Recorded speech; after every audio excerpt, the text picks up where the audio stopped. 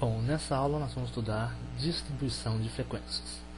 Então nós vamos aprender como construir uma distribuição de frequências. Bom, primeiramente nós vamos considerar os seguintes dados.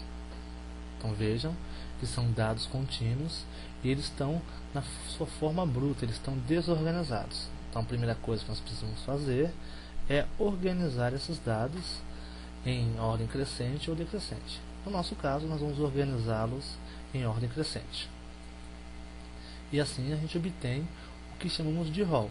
Como você pode notar, 1.98 é o menor valor e aqui 3.40 é o maior valor. Então esses dados estão organizados em ordem crescente e a isso chamamos de rol. Então, para construir a nossa distribuição de frequência, a primeira coisa, nós vamos calcular o que chamamos de amplitude total. O que é amplitude total? É calcular a diferença entre o maior valor e o menor valor. No nosso caso, nós temos que o maior valor é 3,40 e o menor valor é 1,98. A diferença que nós obtemos, então, que é igual a 1,42. Então, esse é o valor da nossa amplitude total. Em segundo lugar, para construir a nossa distribuição de frequência, nós vamos calcular a quantidade de intervalos que será necessária. Bom, como que a gente faz isso? Primeira coisa, a gente considera que nós temos 21 termos. Então, em cada linha aqui nós temos 5 termos, com mais um aqui nós temos 21 termos. O número de intervalos é calculado da seguinte forma. É igual, considera o n igual a 21, a gente pega k igual a raiz de n. K igual a raiz de n, nós temos k igual a raiz de 21, o que nos fornece k igual a 4,58.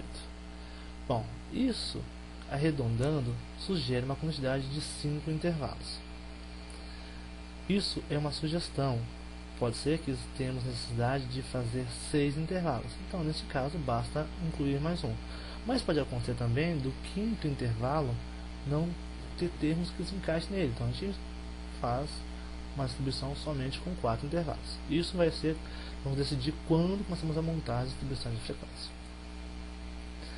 Agora, mais um item que nós vamos calcular é o comprimento de cada intervalo. Bom, o comprimento de cada intervalo é chamado de classe. Então, C é igual a amplitude total dividido por K. Nós temos esses valores. A amplitude total, como já calculamos, é 1,42 e K é igual a 4,58. Então, nosso cálculo fica 1,42 dividido por 4,58, nós obtemos o C igual a 0,31. Então, cada intervalo de nossa distribuição de frequência terá um comprimento de 0,31. Bom, agora nós já temos elementos para construir a nossa distribuição de frequência. Temos a amplitude total calculada, temos o K, temos o C. O K nos sugere 5 intervalos, então vamos partir de que nossa tabela terá 5 intervalos. Então vamos montar a tabela. Então na tabela eu tenho o seguinte cabeçalho, I, que é o número de cada linha. Como foi sugerido 5 intervalos, nós temos 1, 2, 3, 4, 5. Agora vamos verificar como que fica aqui cada um dos nossos intervalos.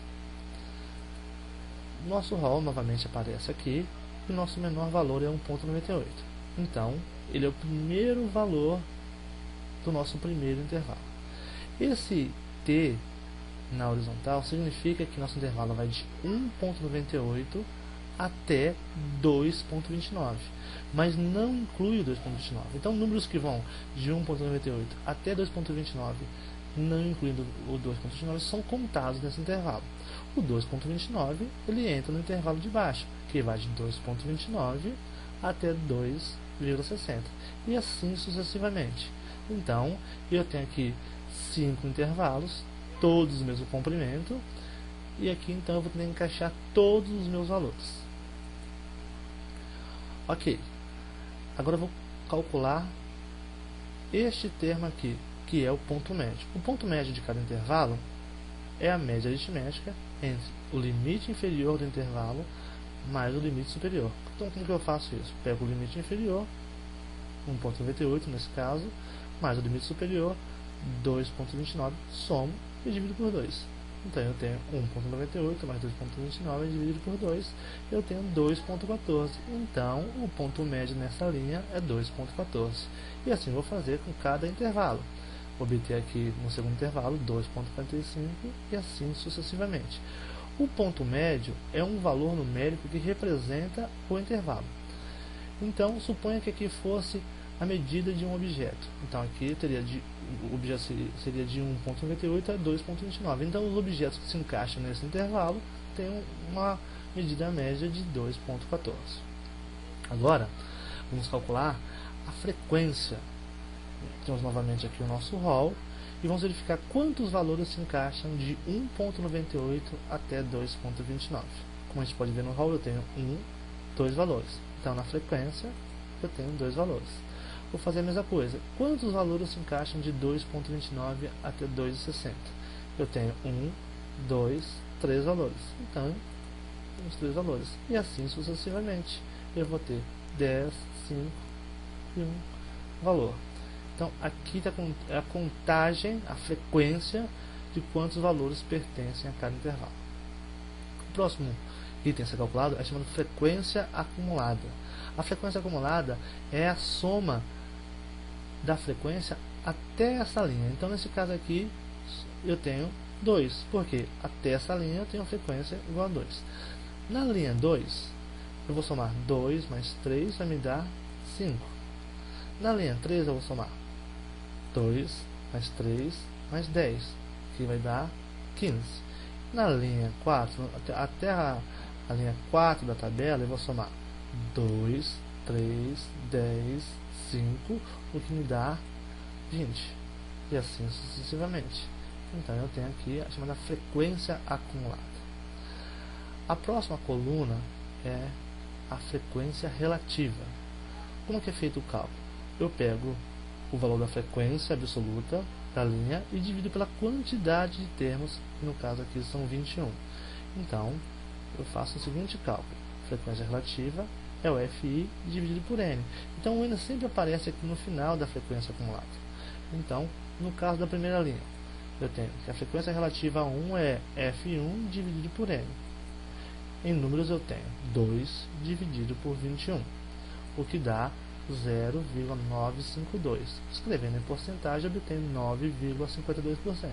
Então, essa frequência é igual a 9,52. Vou fazer a mesma coisa. Vou pegar o 3 e vou dividir por 21. E vou obter 14,29. 10 dividido por 21, 47,62. 5 dividido por 21, 23,81. E 1 dividido por 21, 4,36. Então, eu tenho todos os valores da frequência relativa. A última coluna é a frequência relativa acumulada. Eu vou pegar, então, como assim como eu fiz na frequência acumulada absoluta, eu faço na frequência relativa. Eu vou somar até essa linha a frequência relativa, 9,52. Aqui eu vou pegar esses dois valores, vou somar e vai aparecer 23,31. E assim sucessivamente eu vou obter todos os valores. Essa é a nossa, então, distribuição de frequência a partir dos nossos dados iniciais.